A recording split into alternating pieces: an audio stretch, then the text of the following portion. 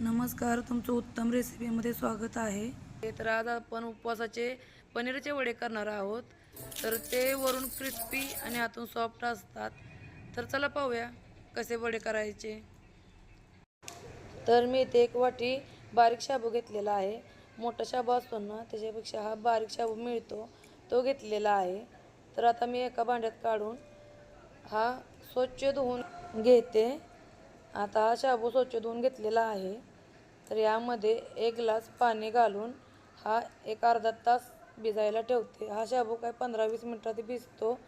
ह्या गडबडीच्या टायमिंगला हा शाबू भिजण्यासाठी चांगला आहे. तर तुम्ही पाहू शकता हा शाबू चांगला भिजलेला आहे. तर पुढची वड्याची तयारी करून घेऊया. तर इथे मी 200 ग्रॅम पनीर घेतलेलं आहे.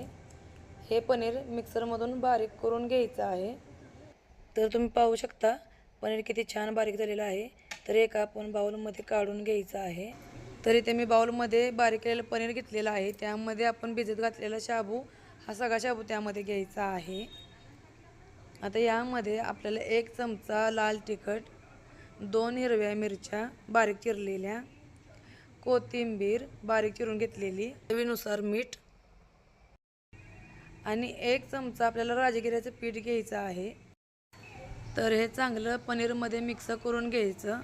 हा शाबू पनीरमध्ये चांगला मिक्स होतो.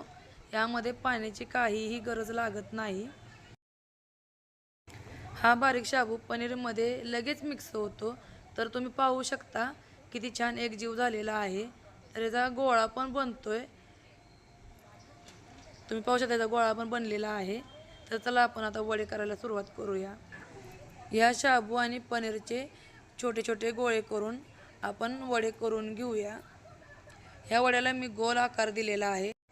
तुम्ही तुमच्या आवडीनुसार कोणताही आकार देऊ शकता. तर तुम्ही पाहू शकता किती छान वडे झालेले आहेत. तर इथं आपण सर्व वडे करून घेऊया. इथं मी गॅसवर तेल तापत ठेवलेलं आहे. तर आता यामध्ये आपण वडे सोडूया. मी गॅस लो टू मिडियम ठेवलेला आहे. गॅस लो टू मिडियम ठेवला की वडे वरून पण छान क्रिस्पी भाजले जातात आणि आतून पण छान भाजले जातात.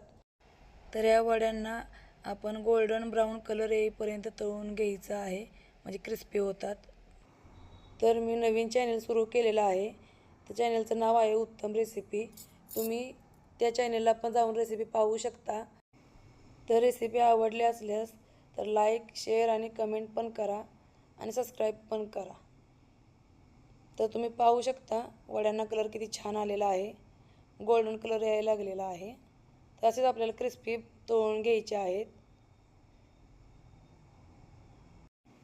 तर वडे आपले छान भाजले गेलेले आहेत. तर आपण ते आता काढून घेऊया. तर तुम्ही पाहू शकता किती छान वडे दिसत आहेत आणि क्रिस्पी पण झालेले आहेत. तर इथे आपले उपवासाचे पनीरचे वडे तयार आहेत. तुम्ही पाहू शकता कलर किती छान आला आहे. वरून क्रिस्पी आणि आतून सॉफ्ट झालेले आहेत. हे वडे दही बरोबर किंवा चटणीवर खाऊ शकता आणि हे वडे चवीला छान लागतात. रेसिपी आवडली असल्यास लाईक करा, शेअर करा, कमेंट करा आणि सबस्क्राईब करायला विसरू नका. थँक्यू.